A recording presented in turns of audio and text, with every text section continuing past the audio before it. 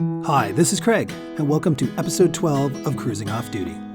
In this episode, I'm going to go over the pros and cons of the most popular anchorage on this portion of the Ottawa River, Pinhey's Point. And don't worry if you're one of the many viewers that aren't from Canada and have no intention of being on the Ottawa River. Most of this episode is going to be drone footage while I talk about the pros and cons. So this episode should be informative for those who need to know about the pros and cons, and visually stunning for those who could care less. But this episode is called Sailing the Ottawa River, the Pros and Cons of Pinhey's Point.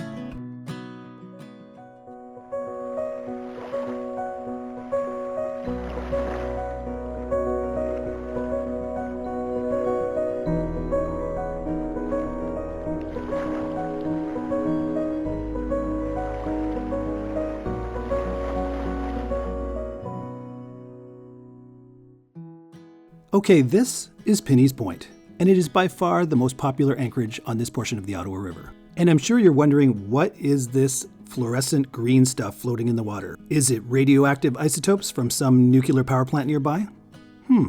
Maybe. You'll have to wait and see. It does look gross, and I'm sure I wouldn't want to go for a swim if I'm that trimaran, but I'll explain what it is a little later in the video. Now, I am going to go over the pros and cons of Pinhey's Point as an anchorage, but I'm pretty much going to be talking about it while I show non-stop drone footage. When I started this channel, I thought the only people that would watch it would be people from the Ottawa area. But to my surprise, only 12% of the viewers and subscribers are Canadian, and I'm assuming probably only half of those are from the Ottawa area. So that means about 94% of the people that are watching this have never been to or never will come to the Ottawa River to go sailing. So why are they watching? Well, it's either to listen to my dulcet tones, or they just like seeing drone footage of beautiful places far from home. So for those 6% that actually care about the pros and cons of Pinhey's Point, let's go over them now. First, let's go over where Pinhey's Point is in relation to the major sailing clubs. I'm breaking away quickly from the drone footage to show you the Navionics app so you can see the lay of the land. First, the Nepean Sailing Club where I am is here, Britannia Club is here, and the Elmer Club is here. And in previous episodes, we've covered the anchorage of Crystal Bay, which is here, right beside of my club. There's Elmer Island, which we covered in a previous episode, here. And finally, Pinhey's Point, which is up there where that little pink symbol is. So let's zoom in now and show you the lay of the land of Pinhey's up close and personal.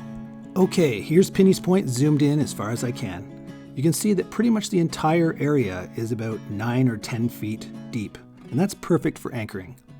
I draw 5 feet, so I've set Navionics to be anything that's 6 feet or less is blue. It's a no-go zone, and anything that's white is completely fine for me to anchor in. Okay, the prevailing winds in this area are generally from the northwest or the west, or occasionally the north, very rarely from the southeast.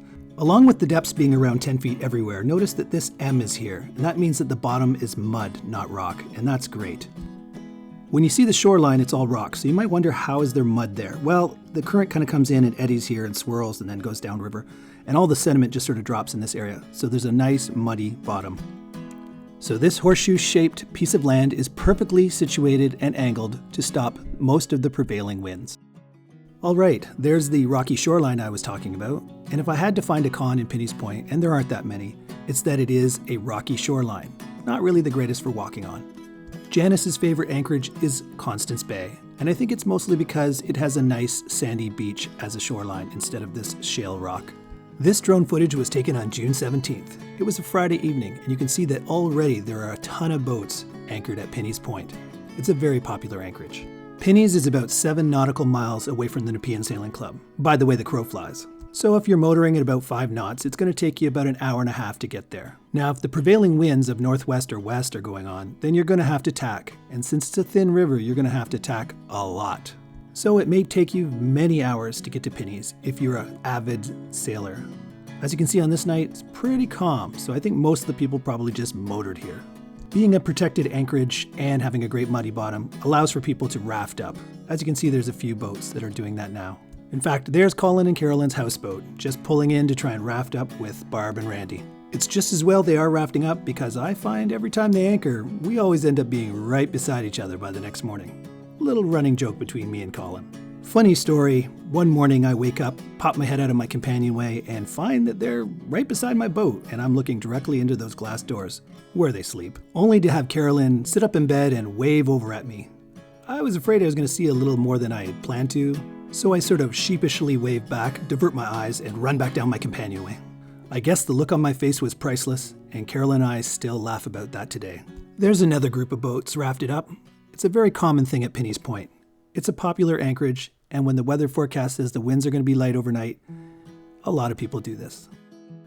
There's a creek here that runs into the Ottawa River, and it's obviously dumping some sort of toxic waste into the river because, look, it glows. I mean, what else could it be, right? Well, it's actually just pollen. It's harmless, but again, I wouldn't want to swim in it if I'm those boats that are stuck right in the middle of the sludgy pollen, but yeah, it only happens for about a week at the beginning of the season. See, most of the boats are anchored further out, and out there's a bit of a current, carries the pollen away. But where those two boats are right in the apex of the horseshoe, well, the current on the Ottawa River goes by and kind of just eddies back into Pinhey's Point. So everything's kind of stagnant there.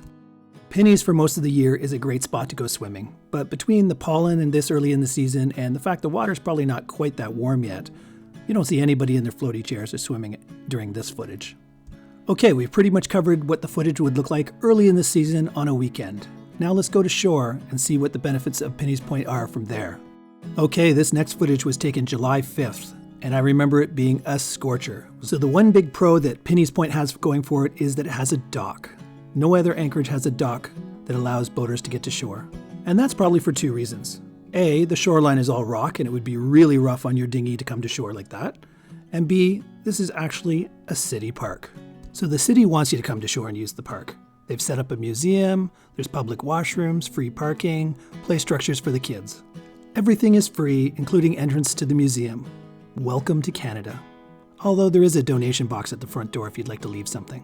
Okay, this free parking is excellent if you want to just drive to Pinhey's Point and hang out for the day, but it's also awesome for those boaters who have friends who want to come and visit while you're anchored at Pinhey's. You've heard many episodes in the past where that's exactly what Janice does. If I'm off days that she's not, she'll often just drive up to Pinhey's and meet me at the boat. We just flew past the public washrooms with running water and shower facilities, and now I'm going to fly over the kids' play area. You'll notice that there's also paved and gravel walking paths all over the property, and we often use this to go and get our 10,000 steps while we're at Pinhey's. It's hard to get a good perspective from the air, but that's actually a pretty steep hill right there, and it used to be where bands would play and people would sit on the hill and watch. They don't seem to do that anymore, and I don't know why. I've never seen a band play there in the last 6 years that I've been on the river. Now, as you can see from this footage, this is a weekday. It's a Tuesday, I believe, and I'm the only sailboat there, except for that one powerboater. Now, obviously, I had my choice of spots to anchor, and I could have tucked myself right in by that dock, but it was a scorcher, and I actually wanted to be out in the breeze. I think that day it was like 36 degrees Celsius, not counting the humidex. So, yeah, pretty hot. This whole summer seemed to be scorching hot, but when you live in Canada, you really can't complain about the heat. Hey, who's that skeevy guy standing in the shadows? It's gotta be the powerboater. No, wait, that's me. Okay, this final drone footage was taken Saturday, July 23rd. As you can see, it's another weekend, so that means lots of boats. So while I'm going through this flight pattern, I'm just going to list off all the pros and a couple of cons that I can think of Pinhey's Point. Okay, pros of Pinhey's Point. Number one is it's protected from the wind in almost any of the usual wind directions. If you tuck yourself in nice and close, other than a southeast wind, you're pretty much protected. Pro number two is it's a great bottom for anchoring. It's mud, and as long as you back down on your anchor, you really shouldn't drag. Pro number three is it's the only anchorage with a public dock. Most other anchorages, you have to either cut through weeds to get to shore or go up on rocks to get to shore. This is the only one that you get to motor right up to a dock and get off your dinghy. It makes it great for when friends want to come meet you because you don't have to worry about them wading out into the water to get into your dinghy. Pro number four sort of goes along with that is that there's free parking. So anybody who wants to come and meet you at Pinhey's can just park their car, come down to the dock, get on your boat, and not worry about having to pay for parking or getting a ticket.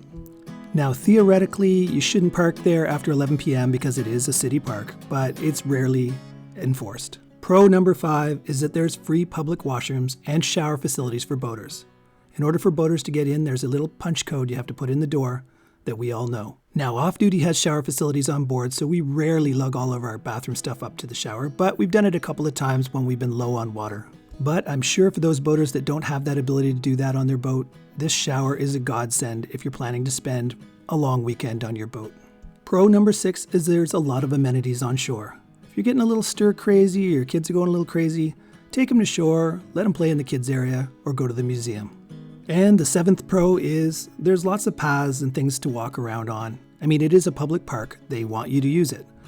Most anchorages, your shoreline is actually private property. So going on shore and walking around kind of makes people look at you funny. Here you can walk around or spread out a blanket or spend all day if you want on the property and no one will care. There's really only 2 anchorages that Janice and I can go to shore and try and get our 10,000 steps in. Here at Pinhey's and then again at Constance Bay. And there's one bonus pro that some people might not consider a pro, and that it's a very busy anchorage, which means there's lots of opportunity to socialize. But if you're trying to get away from everyone, you probably don't want to come here. Okay, let's go over the cons of Pinhey's Point, and there really aren't too many, so I'm going to be a little nitpicky here. First one is it's a rocky shore, so it's not great for walking on. Unlike Constance Bay or even Elmer Island where there's sand, here is just rock everywhere. So don't be walking barefoot along the shore. The second con is sort of like that bonus pro. It's that it's very busy and very popular, so sometimes you're anchored really close together, which is great if you're trying to socialize, but kind of sucks if you're trying to hear the birds and other things like that, because all you're going to hear is people laughing and talking, especially if a few beverages have been passed around. Okay, that's the end of this episode, the pros and cons of Pinhey's Point. My next episode is going to be a vlog of Janice and I going upriver, and the one after that will probably be the pros and cons of the next anchorage, Baskins Beach. If you've liked this episode, please click like, and if you haven't done this already, please subscribe. It helps me out a lot. If you'd like to see photos and other things that Janice and I are doing in between these videos, please follow us on Facebook. If you're new to the channel, there's a link here to go back to the very first episode of the series.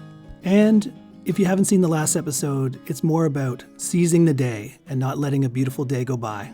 So until the next episode, may you have fair winds and following seas. Talk to you later.